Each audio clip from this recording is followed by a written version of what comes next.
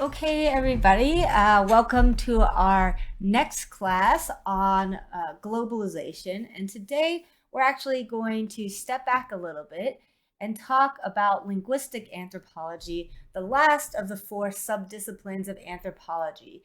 And the reason why we're going to do that today is so that you guys can start thinking about the ways that linguistic anthropologists approach questions of language when we go to our lecture on Thursday that focuses on hip hop as a kind of globalized language that has taken on all sorts of different forms outside of the United States.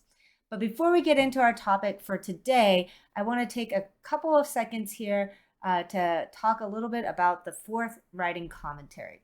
So the fourth writing commentary is due this Sunday, March 17th by midnight. And the key to this commentary is to discuss some of the ways in which globalization has led to broader cultural transformations. So again, this is a super broad topic. You can take it in all sorts of different directions. And it's intentionally broad because globalization has so many different facets.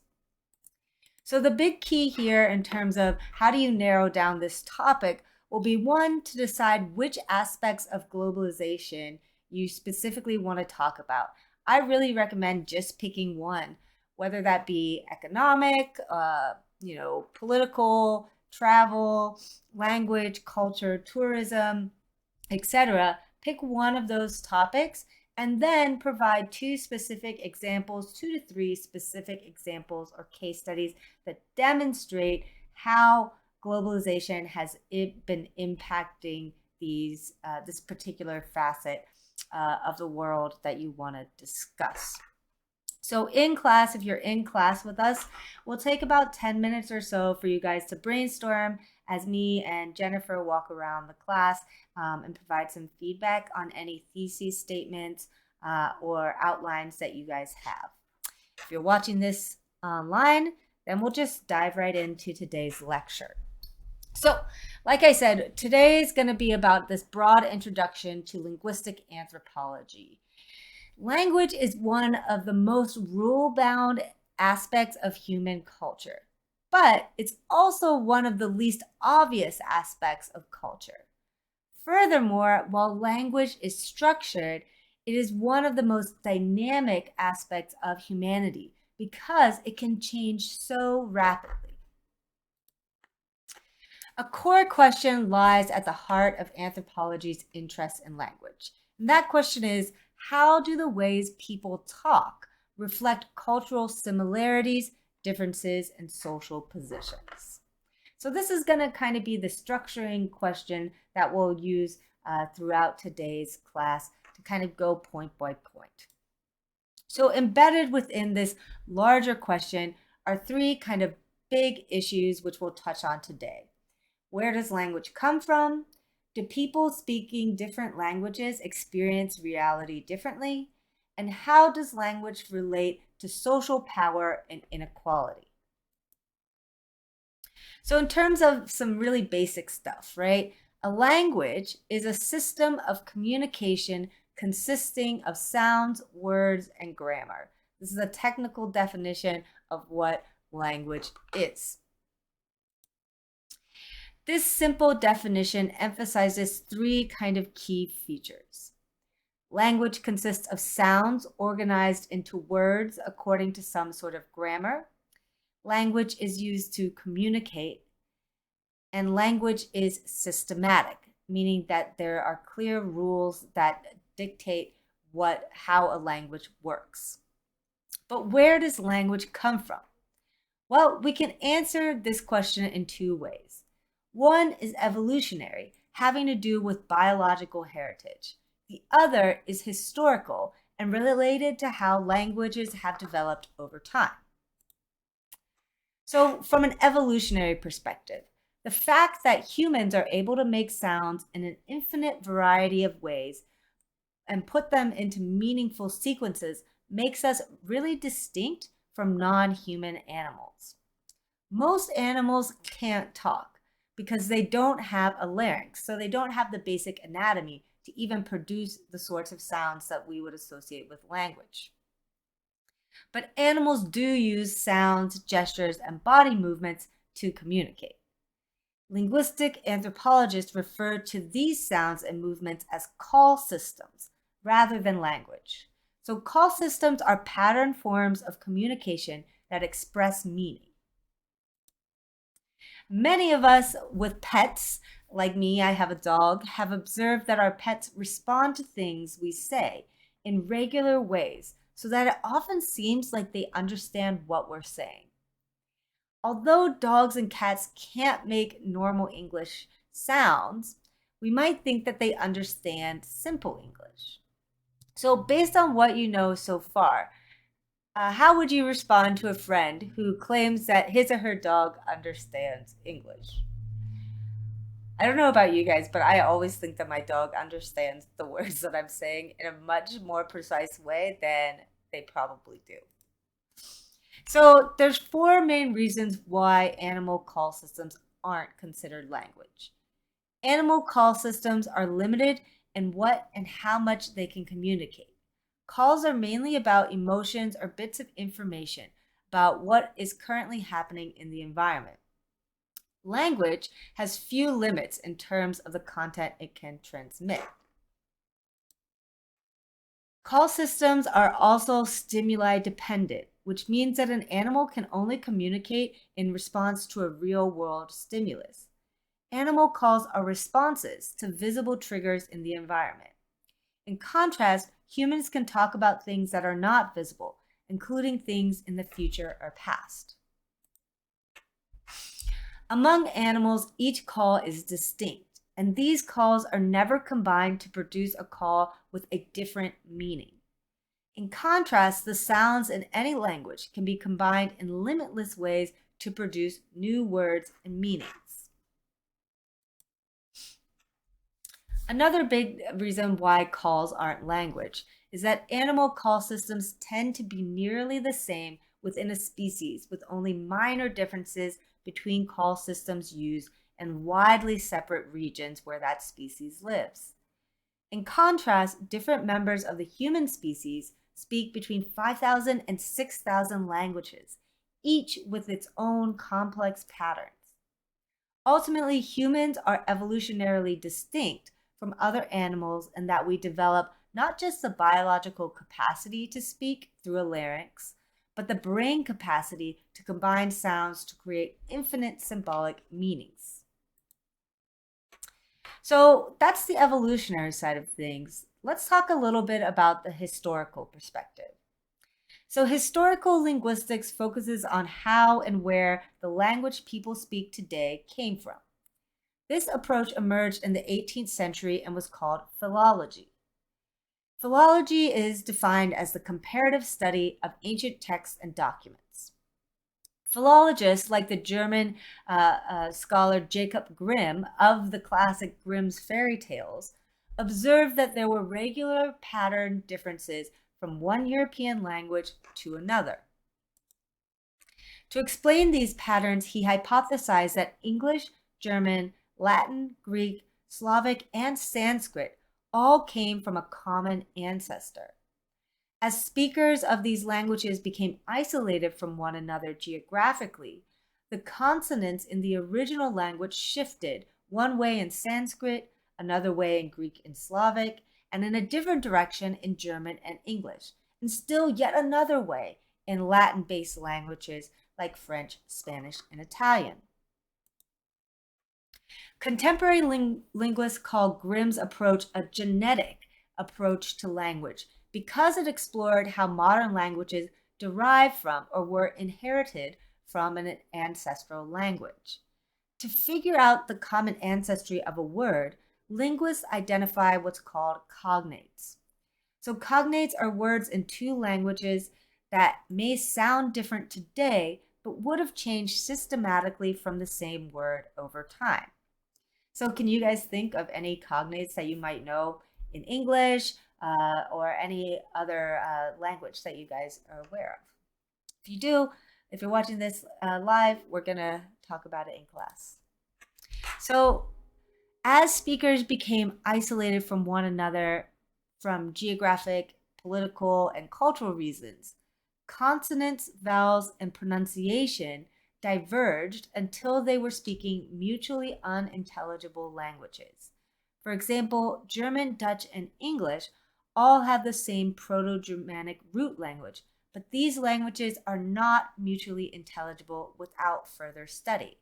So what you see in the chart behind me is examples of kind of key words within German, English, Italian, Spanish, Greek, and Sanskrit that shows some cognates, some similarities in the words, but shows you how the actual pronunciation has changed over time in each of these as languages diverge from their original roots.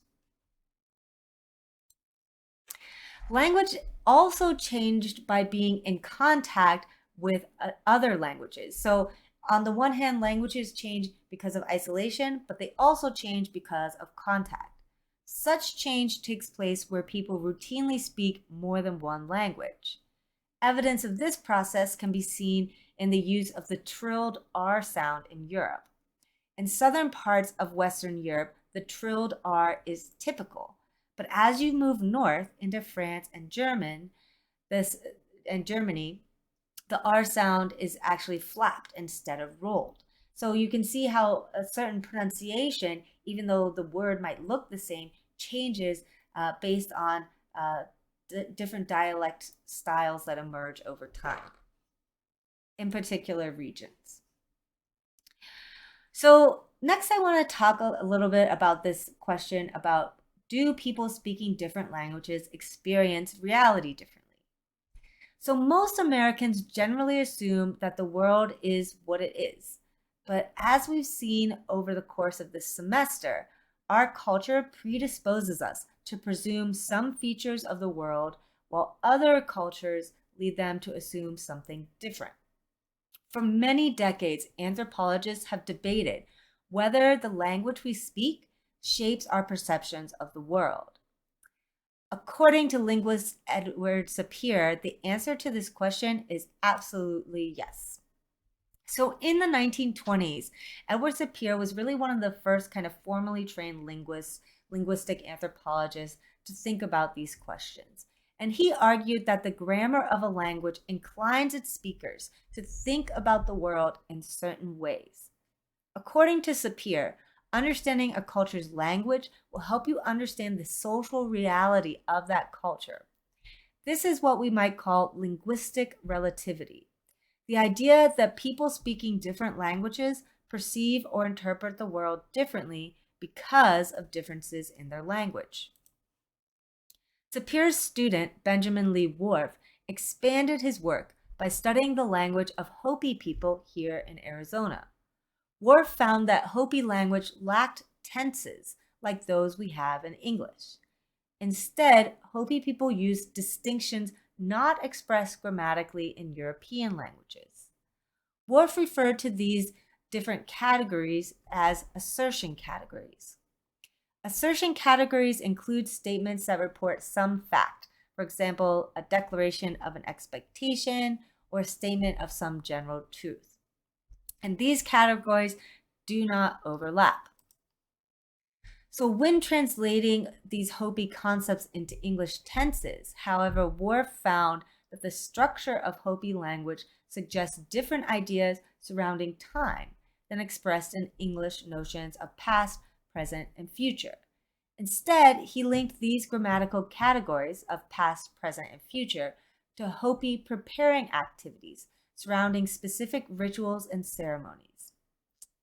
He basically made the argument that I show here, that the Hopi for whom time is not a motion, but a getting later of everything that has ever been done, unvarying repletion is not wasted, but accumulated. In contrast to this idea, Americans might see repetitive action before a celebration as inefficient, rather than as a part of a kind of notion of the past. In the 1960s, anthropologists began to explore how different peoples classified the world around them, focusing on how people group species of plants and animals. Unlike Sapir and Whorf, these scholars assumed that all people perceive the natural world in the exact same way. For example, Brent Berlin and Paul Kay did a study in 1969 that analyzed the color terms of more than 100 different languages. What Brent and Kay found was that the basic color terms were consistent across all of these different languages. For example, if a language had two basic color terms, they were always dark or black and light or white. If a language had three terms, they were always black, white, and red. The third term was never green, blue, purple, orange, or any other color that we might see in the natural world. If a fourth color is present in the language terms, they are always black, white, red, or blue. Some anthropologists suspect that these patterns have to do with the way our optic nerve responds to light at different wavelengths. In short, people speaking different languages don't see color differently, they just classify them differently.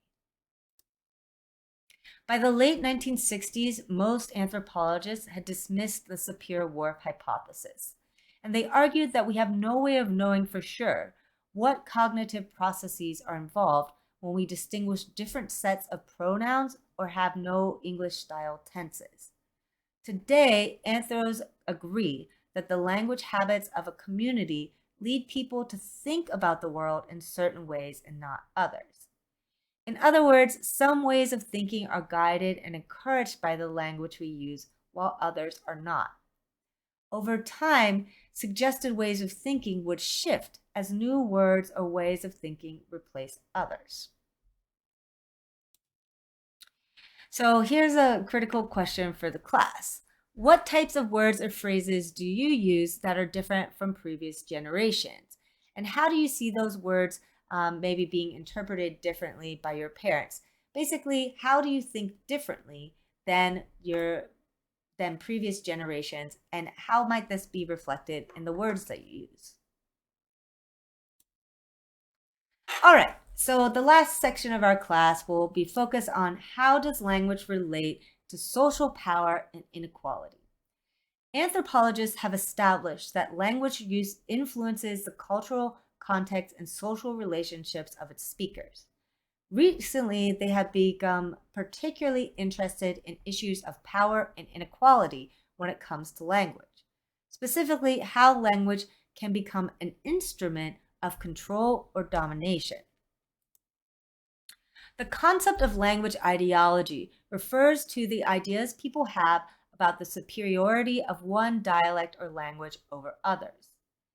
Ideology shapes who we are as individuals, communities, and members of social institutions.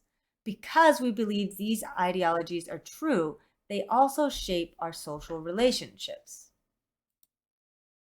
Despite what our parents and teachers may have told us, there's actually no proper way to speak English or any other language. From an anthropological perspective, there are only more or less privileged versions of a language. Think back to our lecture about standard network English here. Language use either legitimates an individual or a group as normal, or defines them as abnormal and inferior. For example, linguistic anthropologist Robin Ladkoff did a study that explored how gendered expectations of women's speech patterns in English can reflect or reinforce the idea that women are inferior to men.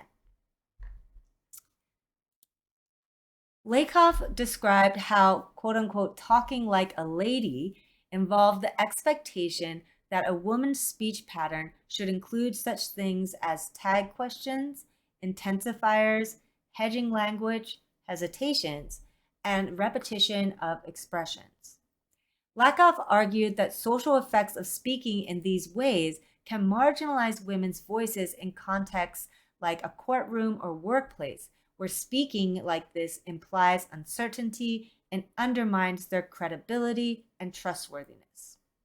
Basically, these sorts of speech patterns are used in power-laden contexts to elevate men to positions of authority over women. Ladkoff recognized that some men may communicate in female preferential ways, and that not all women use the patterns just described. Since language ideologies are not hard and fast for every speaker, we can't draw generalized patterns about this, about certain ways of speaking. Indeed, more recent research of email communications between men and women suggests that men and women can be flexible in their use of gendered language styles, changing depending on who they are talking to. So, a question for the class. How has language become a tool of control or power?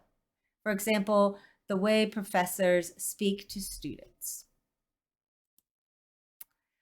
As we see with gendered language patterns, language ideologies are tied to the creation of social difference.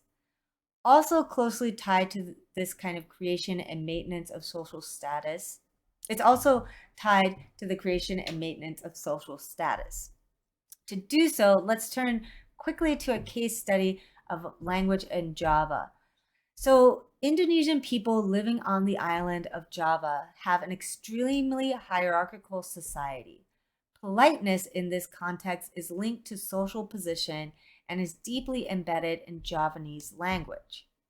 Throughout Java, every sentence marks the speaker's social status in relation to the listener, both through vocabulary and by pronouns used to refer to the listener.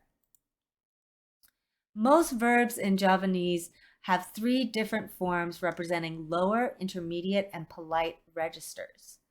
Nakoko is an informal speech, Madhyai is intermediary, and Karya is a polite form of speech. Younger people use the polite words with their elders. Peasants and lower status people tend to use more polite forms when they're speaking with nobles. Elders and nobles always use informal words when speaking to all sorts of different people. Linguist Robin Burling has shown that poor, low-status people in Java may only know the lowest register of Javanese, while higher-status people have a range of registers. Note that Javanese registers are not the same as vocabulary differences, like we find in American English. In American English, these dialects have distinctive words, indicating common membership. In contrast, Javanese words are used by a given speaker to mark their relative position in society. All right, that's all I have for you guys for today. If you have any questions about the fourth commentary, please make sure to reach out to me and your TA. The answer for the D2L quiz is that Timbuktu is red. So make sure to fill out your quiz, and I'll see you guys on Thursday.